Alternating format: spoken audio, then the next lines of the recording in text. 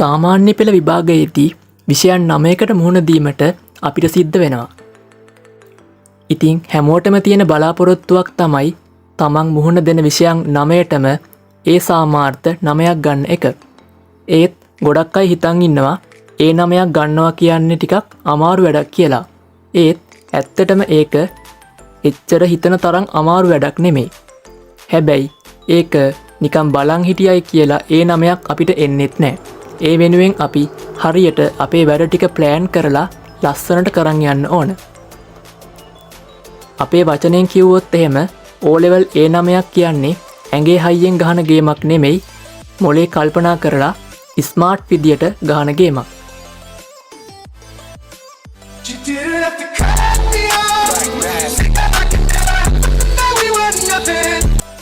අන්න ඒ නිසා මොලේ කල්පනා කරලා ස්මාර්ට් විදියට කොහොමද මේ ගේම් එක ගහන්න කියලා මම පියවර 5ක් ඔස්සේ ඔයාලට අද වීඩියෝ එකේදී කියලා දෙනවා.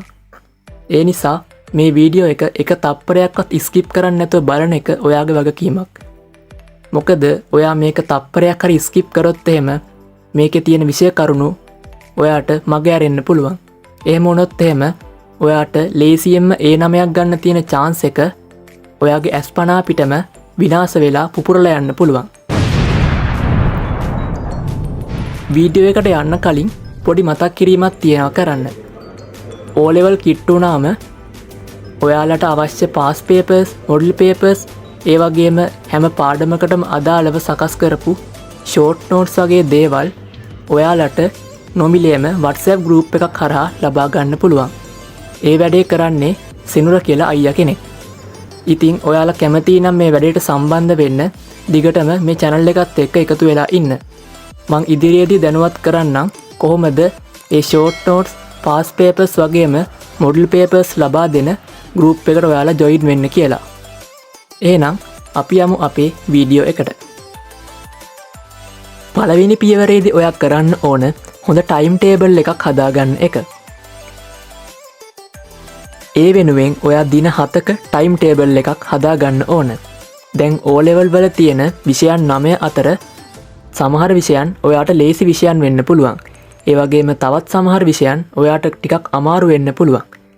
ඉතින් ඔයා මේ ටයිම් ටේබල් එක හදද්දී අමාරු විෂයන් වෙනුවෙන් වැඩි කාලයකුත්, ලේසි විෂයන් වෙනුවෙන් අඩු කාලයකුත් වෙන් වෙන විදියට ඔයාගේ ටයිම් ටේබල් එක හදාගන්න ඕන. ඒ වගේම තමයි ඔයාට ගොඩක් අමාරු විෂයක් තියෙනවා නම් ඒ වෙනුවෙන් දවසක් උනත් වෙන් කරන්න ඔයාට පුළුවන්. දෙවැනි පියවර තමයි ප්‍රමාණවත් නිින්දක් ලබා ගන්න එක. ඔයා මේ වෙනකොටත් පාන්දර 2-3 වෙනකන් නිදි මරාගෙන පාඩම් කරනවා නම් ඔයා ඒ දේ දැම්ම නවත්තන්න ඕන. එක දවසකට අනිවාර්යෙන්ම ඔයා පැය 6ක් හෝ 7ක් අනිවාර්යෙන්ම නිදිය ගන්න ඕන. මොකද ඔයා නිදිමතේ පාඩම් කරොත් එහෙම ඔයා පාඩම් කරන කිසිම දෙයක් ඔයාගේ මතකයේ තැම්පත් වෙන්නේ නැහැ. ඔයා පාඩම් කරන හැම දෙයක්ම ඔයාගේ මතකයේ තැම්පත් වෙන්නේ ඔයා නිදාගෙන ඉන්න වෙලාවට. ඒ නිසා අනිවාර්යෙන්ම ඔයා ප්‍රමාණවත් නිින්දක් ලබා ගන්න ඕන. තුන්වෙනි පියවරේදී ඔයා කරන්න ඕන පාස් පේපර්ස් කරන එක. ඔයා කරන විෂයන් 9ටම අදාළව ආසන්න අවුරුදු 5ේදී ආපු O level පාස් පේපර්ස් සේරම ටික ඔයා කරන්න ඕන. ඔයා කරන විෂයන් 9ට අදාළව ආසන්න අවුරුදු 5ේදී පේපර්ස් 45ක් ඇවිල්ලා තියෙනවා. අන්න ඒ පේපර්ස් 45ම ඔයා පිළිවෙලට කරන් යන්න ඕන. කරාට පස්සේ ඔයාට පුළුවන් ඒ පාස් පේපර්ස් වලට අදාළ උත්තර පත්තරත් එක්ක ඔයා ලියුව උත්තර ටික සංසන්දනය කරලා ඒ පේපර්ස් වලට ඔයාට ගන්න පුළුවන් ලකුණ දැනගන්න. හතරවෙනි පියවරේදී ඔයා කරන්න ඕන අනිවාර්ය පාඩම් ටික කවර් කරගන්න එක. මං කලින් පියවරේදී කියපු විදියට ඔයා ආසන්න අවුරුදු 5 O level පාස් පේපර්ස් ටික කරගෙන යද්දී ඔයාට හම්බෙනවා හැම විභාගයකදීම අහලා තියෙන පාඩම් කිහිපයක්. ඒ කියන්නේ ඒ පාඩමට අදාළව හැම විභාගයකදීම ප්‍රශ්නයක් හෝ ප්‍රශ්න කිහිපයක් අනිවාර්යයෙන්ම ඇවිල්ලා තියෙනවා. අන්න ඒ පාඩම් ටික ඔයා මුලින්ම හොයාගන්න ඕන. ඊට පස්සේ ඔයා පාඩම් කරන වෙලාවට අන්න ඒ පාඩම් කිහිපය ගැන වැඩි අවධානයක් දීලා ඔයාගේ පාඩම් වැඩ කටයුතු ටික ඔයා දිගටම කරන් යන්න ඕන. පස්වෙනි පියවර තමයි වැඩ කල් දාන එක නවත්තන එක. මේක තමයි වැදගත්ම පියවර. සමහර විට මේ වීඩියෝ එක බැලුවට පස්සේ ඔයාට හිතෙන්නේ නැති මං දැන් ඉඳන්ම වැඩ පටන් ගන්න ඕන කියලා. ඒත් වීඩියෝ එක ටිකක් වෙලා බලන් යද්දි ඔයාට හිතෙන්නේ නැති මං තව පැයකින් වගේ වැඩ පටන් ගන්නම් කියලා.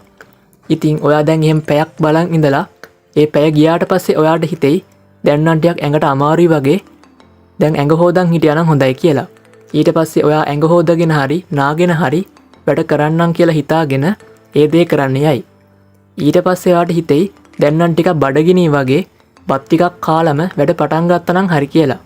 ඉතින් එහෙම හිතලා ඔයා දැන් බත් කන්න යයි. බත් කාලා ආවට පස්සේ ඔයාට හිතෙයි දැන් නම් ටිකක් නිදිමතයි වගේ එක්කො ටිකක් නිදියගෙන නැගිටලම් වැඩ පටන් ගන්නවා කියලා.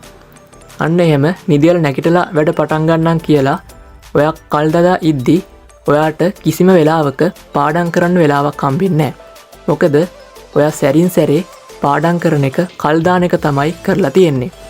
අන්න ඒ නිසා ඔයා කිසිම වෙලාවක වැඩ කල් දාන්න එපා. මේ වීඩියෝ එක අවසන් වෙච්ච ගමන්ම ඔයා වැඩ ටික පටන් ගන්න ඕන. අන්න ඒක තමයි විශේෂම පියවර වෙන්නේ. ඔයා මේ ටික අනුගමනය කරොත් එහෙම ඔයාට අනිවාර්යෙන්ම ඒ 9ක් දක්වා යන්න පුළුවන්. ඉතින් අද වීඩියෝ එකේදී අපි කතා කරේ කොහොමද ඒ 9ක් දක්වා යන්න අපේ වැඩපිළිවෙල හදාගන්නේ කියලා. මීට අමතරව ඔයාලා හරියට ටයිම් ටේබල් එකක් හදාගන්නේ කොහොමද? ඒ වගේම පාඩම් කරද්දී එන නිදිමත නැති කරගන්නේ කොහොමද? සහ විෂයන් වලට ෂෝට් නෝට් ගන්න කොහොමද වගේ දේවල් වලට අපි තව ඉදිරියේදී වීඩියෝස් අරන් එන්න බලාපොරොත්තු වෙනවා. අන්න ඒ වීඩියෝ ටික ඔයා බලන්න කැමති නම් channel එක subscribe කරලා තියාගන්න. ඒ වගේම තවත් මතක් කිරීමක් තියෙනවා කරන්න. ඔයා O level වලදී ගන්න බලාපොරොත්තු වෙන රිසල්ට් එක අනිවාර්යෙන්ම පහලින් කමෙන්ට් එකක් දාන්න යන්න. මොකද ඔයාගේ කමෙන්ට් එකට කට්ටිය ලයික් එකක් දාන හෝ කමෙන්ට් එකක් දාන හැම වෙලේම ඔයාට ඒක නොටිෆිකේෂන් එකක් මාර්ගයෙන් දැනගන්න පුළුවන් නිසා ඔයාට නිතරම මතක් වෙනවා මං O level කරද්දි ගන්න ඕන රිසල්ට් එක මොකක්ද කියලා.